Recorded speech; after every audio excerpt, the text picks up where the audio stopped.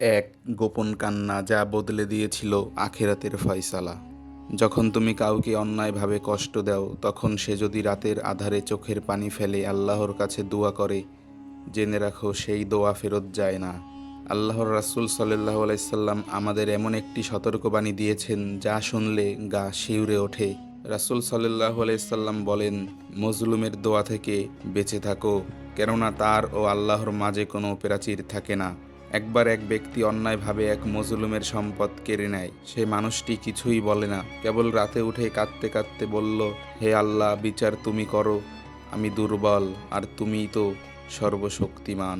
দুনিয়াতে অনেক দিন পর সে অত্যাচারী লোককে সফল মনে হচ্ছিল, কিন্তু কেয়ামতের দিন তার মুখ অন্ধকার হবে, কারণ মজলুমের চোখের পানি তখন সাক্ষী দেবে। সেই চোখের পানির কারণে তার আমলনামা শূন্য হয়ে যাবে। তাই প্রিয় ভাই ও বোনেরা, কারো কষ্ট যেন না হয় আমাদের দ্বারা, কারণ মজলুমের কান্না সরাসরি আরশে আউজিমে পৌঁছে যায়। আল্লাহ আমাদের সকলকে ইসলামের সঠিক বুঝ দান করুক।